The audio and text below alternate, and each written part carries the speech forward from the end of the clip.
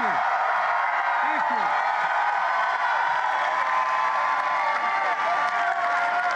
Thank you, thank you, thank you. Thank you. Thank you. Thank you. Folks, thank you, Jill. I'm Joe Biden, and I'm Jill's husband. You all think I'm kidding. That's how I'm identified. Everyone knows Jill is a Philadelphia girl. She loves this city. I do too. But to paraphrase the poet James Joyce, I have to say this, folks, because I'm near my state. When I die, Delaware will be written on my heart. I love Philly. Look, I'm mildly prejudiced, but I think she made a great second lady, and she's going to make one heck of a first lady. Folks, in the past few weeks, I've been all across America. Pittsburgh, Iowa, South Carolina, Nevada, California, New Hampshire, and today, Philadelphia. And this campaign is just getting started. And I promise you this, no one's going to work longer, no one's going to campaign harder to win your hearts, your trust, and your support than the son of Catherine Eugene Affinity from Scranton, Pennsylvania, and Joseph R. Biden Jr. from Delaware. So, those of you who are listening, if you want to be part of this campaign, pick up your phones. Pick up your phones now. Send a text to the word United to the number 30330. Okay? That's United. 30330 or 303330 or BOO. Wait. But you got it. It's on the back there. So look. It's a logical question that people ask why we began this journey in this place, this great city of Philadelphia. Well, there's a simple reason. Because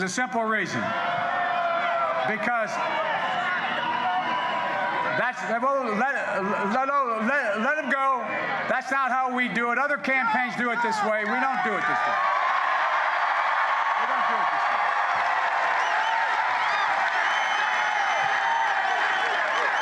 You will not hear me speak. I made a pledge.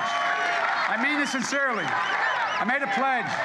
You will not hear me speak ill of another Democrat. Look, the reason we're here is because, in a literal sense, this was the birthplace of our democracy. It was here.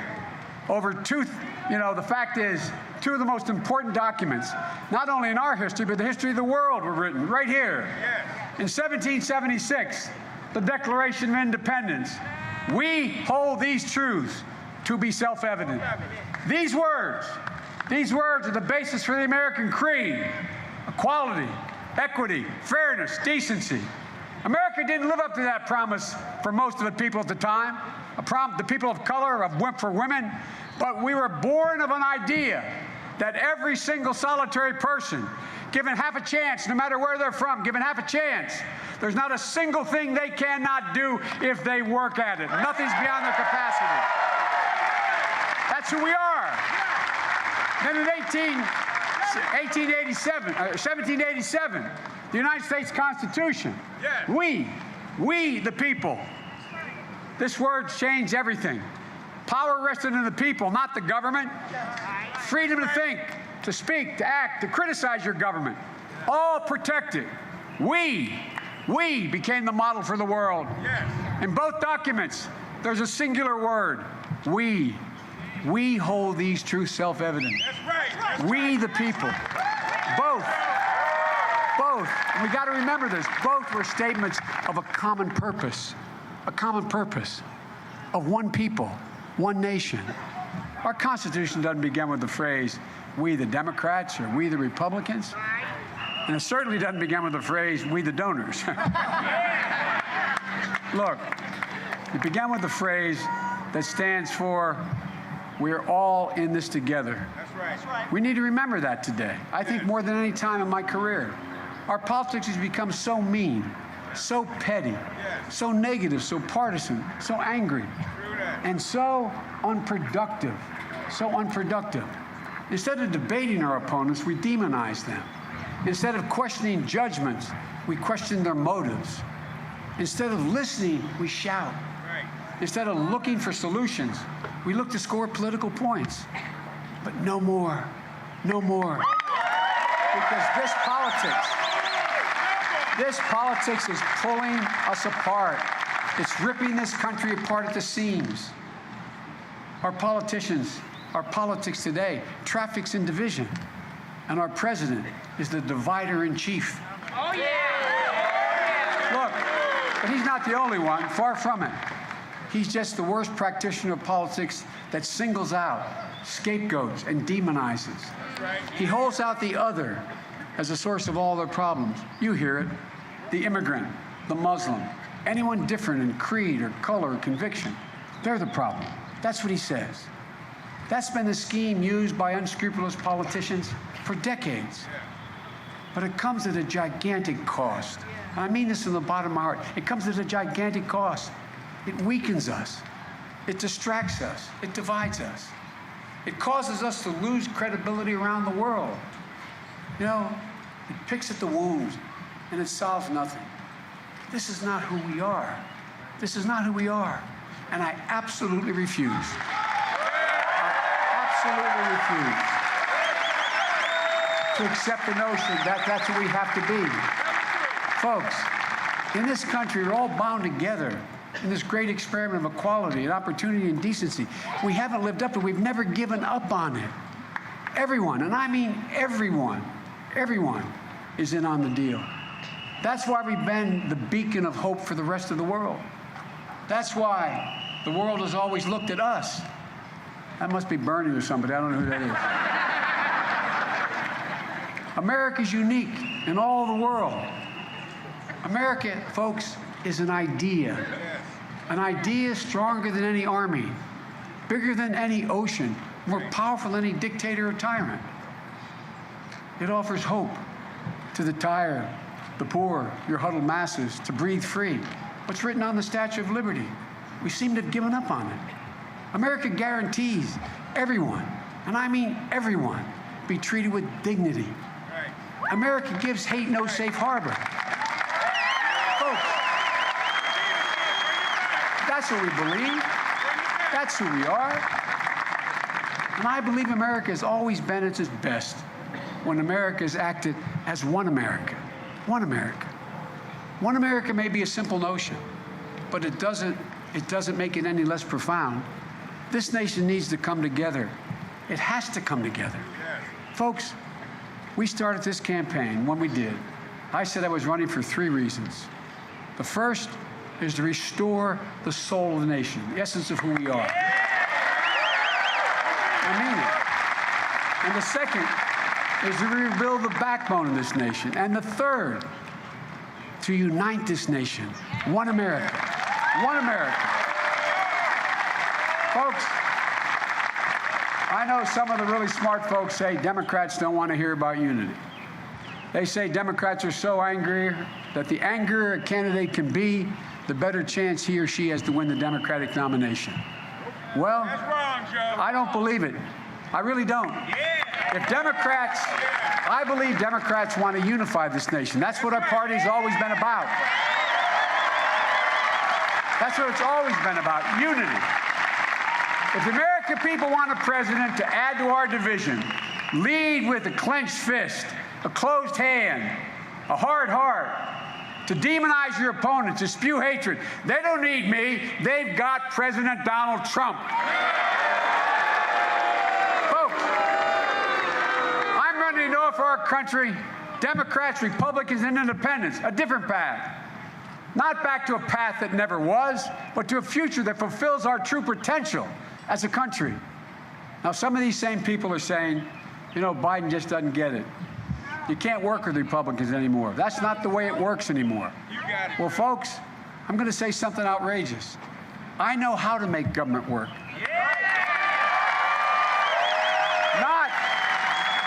because I've talked or tweeted about it, but because I've done it. I've worked across the aisle to reach consensus, to help make government work in the past. I can do that again with your help.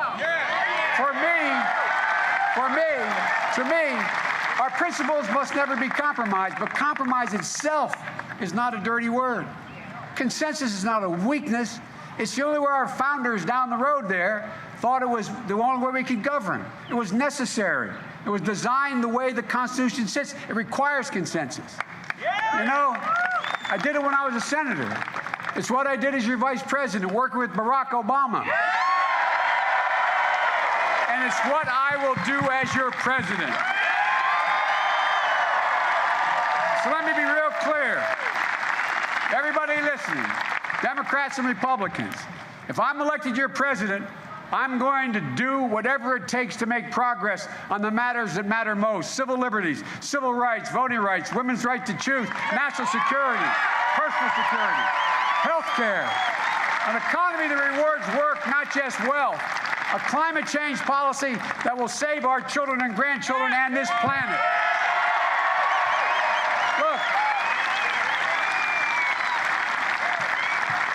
I know there are times when only a bare-knuckle fight will do.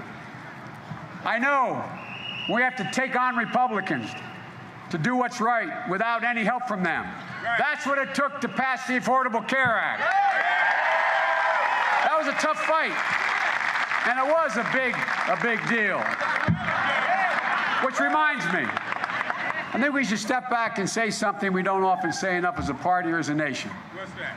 Barack Obama was an extraordinary man, extraordinary president. I watched up close. He has character, courage, and vision. He was the president our children could and did look up to. He was a great president. And I was proud to serve as his vice president, but never more proud than the day we passed health care. Yeah, health care. A lot of presidents before have tried it. Other administrations have not been able to do it. But it was done by Barack Obama without a single Republican vote. So I know how to get things done helping. I know how to go toe-to-toe with the GOP, but it doesn't have to be, and it can't be that way on every single issue. Look at the Recovery Act.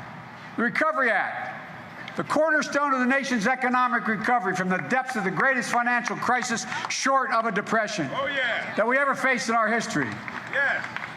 And that's a big reason we now have had 10 years of uninterrupted economic growth. But we needed to find 3 Republicans in the United States Senate to get it passed. It was my job to find them, persuade them. I did, they did, and the country did better than it has before. One more aside. I know President Trump likes to take credit for the economy and the economic growth and the low unemployment numbers. But just look at the facts, not the alternative facts.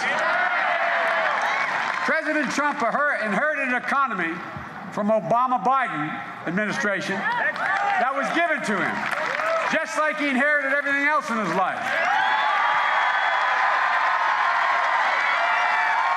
And just like everything else he's been given in his life, he's in the process of squandering that as well.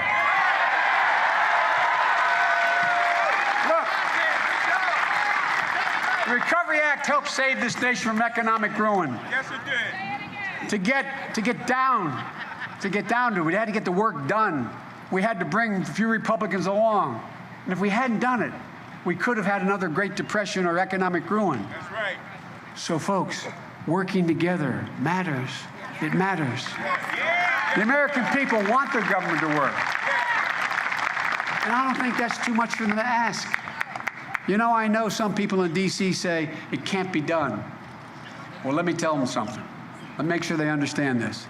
The country is sick of the division. They're sick of the fighting. They're sick of the childish behavior. There isn't a single person among you or anywhere in this country could get away with that in their jobs. All they want is for their president, their senators, their representatives to do their jobs. Just do your job. And folks, above all, to have a president who measures his or her days by the people he brings together rather than the division that he sows.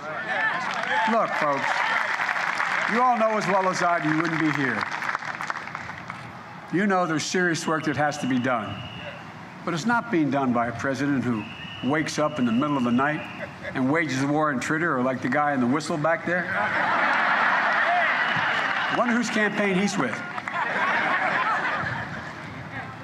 While he's lashing out at his political opponents, obsessing over his personal grievances. Look, here's the most important thing to remember. The rest of the world isn't waiting. China isn't waiting. They're building 5G, mastering AI. They're rewriting the rules of the internet. They're moving into areas that should not be abandoned by us. The rest of the world hasn't given up on the Paris Climate Accord. They're pushing it. They know it's essential to human existence. Folks, the greatest challenges we face in the future will be over technology, intellectual property, clean energy, a warming planet. There's not a single thing that building a wall or imposing another tariff can address on any of these issues. Folks, we need a 21st century strategy for America. But every tool that Donald Trump uses is out of the past. Folks, we have to get focused on the future. It's the only way we're going to invest in an educational system our people need to succeed in the 21st century. Jill always says, she's a community college professor, she always says, any country that out-educates us will out-compete us. That's just a natural fact.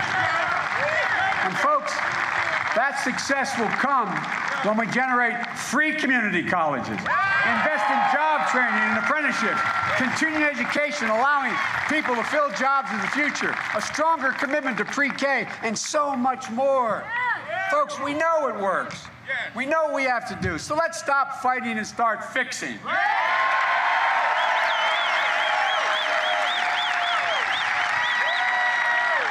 Look, y'all, I need you. I need you. Folks, we all know the Affordable Care Act was a historic achievement. 20 million Americans got coverage. Over 100 million people with pre-existing conditions could no longer be denied coverage. That's amazing. It restored dignity for the parents who couldn't afford to take care of their children's health care. And now we need to go to the next step. We shouldn't start over, and we surely shouldn't tear it down. To me, giving every American, the right to choose a public option like Medicare is the best way to get everybody covered, if they choose. Folks, focusing on the future is the only way we're going to be able to build a new green infrastructure. Not only new and safer roads and bridges, but greener highways, ports, and also our airports. We can make them greener and more rational. We can do a lot. Water systems, where no one in this country has to drink poison water. Folks, and there's no question we need a new electric grid that protects this nation from cyber attack, that is able to transmit solar and wind energy across those same lines. Folks, we know what we have to do. That's why I'm running. As I said, let's stop fighting and start fixing, and we can only do it together. Folks, it's the only way we're going to deal with the existential crisis posed by climate change. There's not much time left. We need a clean energy revolution. We need it now. We have to start now. We have to move on what was already built. And by the way, We have to stop the thinking that clean energy and job creation don't go together. They do. They do. And we need to set the most aggressive goals possible. But folks, we have to work together to get it done. Look, we're never going to convince the climate deniers or those special interests. But even now, some of those special interests, the traditional polluters, are realizing, gas and oil industry, automobile manufacturers, guess what? They're saying on television the other day, Mr. President, you got to do something about global warming. The oil industry, because they're going to be underwater. Not a joke. Not a joke. The automobile industry, they agreed when Barack and I came along and said, we're going to double the CAFE standard. They thought it was a good idea. They didn't even agree with the president when he rolled it back. What in God, who's he trying to please? Come on now, come on. Folks, we need a president who's willing to lead, who will insist on dramatic change for the sake of our children. Folks, let me tell you something. The single most important thing we have to accomplish to get this done, the single most important thing we have to accomplish is defeat Donald Trump.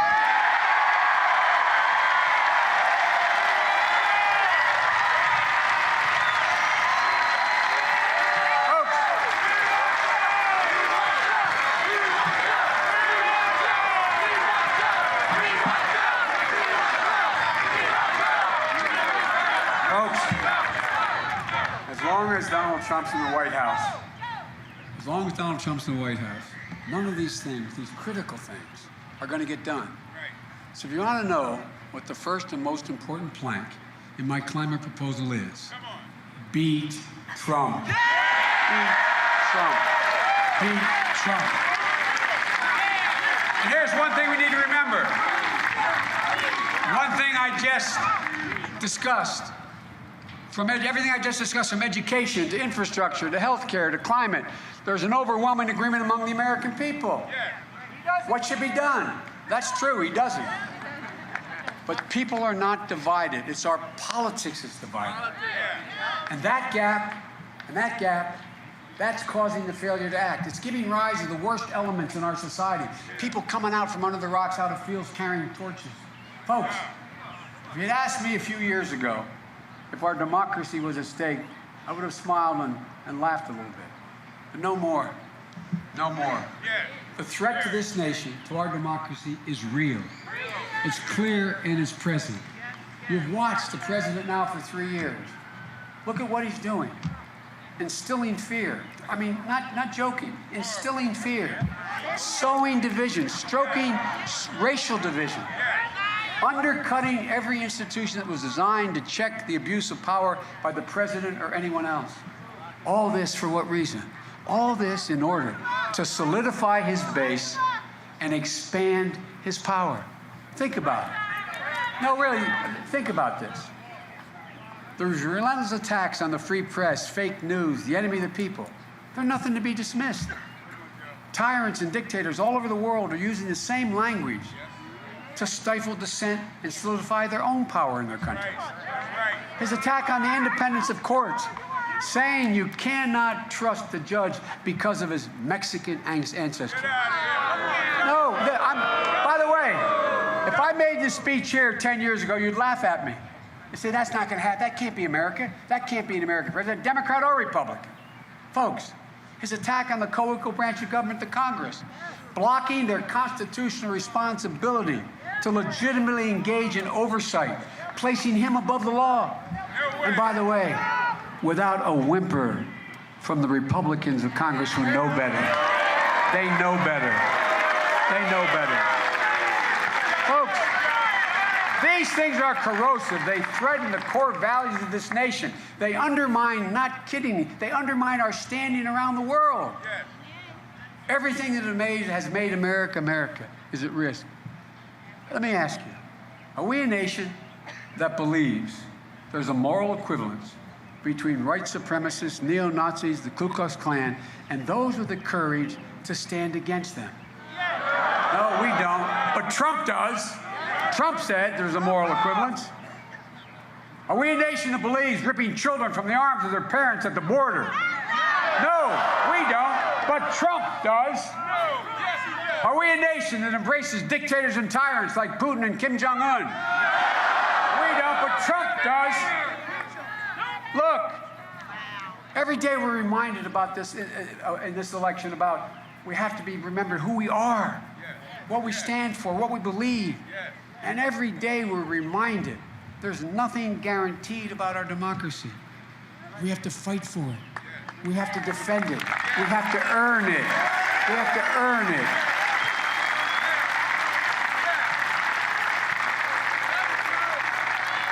As we stand here today, we're only 140 miles from Gettysburg, perhaps the most famous symbol in our nation's history of the cost of division.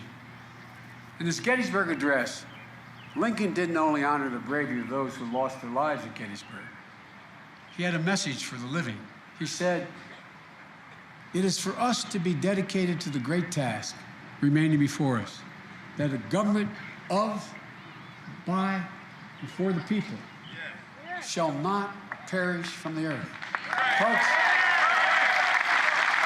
that wasn't just a challenge from Lincoln to those present that day in Gettysburg. It was a challenge he handed down to every generation of Americans to follow. Now that challenge has been handed to us. And it's the test above all others that future generations of America will measure us by. Will we be the ones to let the government of, by, and for the people perish from the face of the earth? Will we let that happen? Dare we let that happen? Absolutely not. We will not. I will not. You will not. The promise of this nation, our standing as the beacon of hope in the world, will not be extinguished on my watch or yours. And here's the amazing thing about this moment in history. On the one hand, we're facing the biggest threat any of us of this gathered in this field, in this beautiful place, any of us have faced in our entire lifetimes. But on the other hand, we've never had a future that's more promising. I've said it many times. I'm more optimistic about America's future today than when I got elected, not young enough to be sworn in as a United States Senator at age 29. Here's why. Folks, we are better positioned than any nation in the world to lead the 21st century. And as I've traveled the world and met with most of the world's leaders, they know it. Without us, they can't lead. Our workers are 3 times as productive as workers in Asia. That's a fact. Number one, we have the biggest economy in the world. We have the strongest military in the history of the world. We have the most innovative entrepreneurs. We're virtually energy independent. We have more great research universities in this city, this state, this country than all the world combined. That's a fact. No other nation can match us if we step up. We lead by the power of our example, not by the example of our power. The only thing that can tear America apart is America itself, and we cannot let that happen. Folks, everybody knows who Donald Trump is. Even his supporters know who he is. But I got to let you know, here's the deal. We have to let them know who we are, what we stand for. We choose hope over fear, truth over lies, and yes, unity over division. So folks, it's time for us to lift our heads up, open our hearts, and remember who we are. We are the United States of America. And I mean this. There's not a single thing we cannot do if we do it together. God bless you all, and may God protect our troops. Thank you.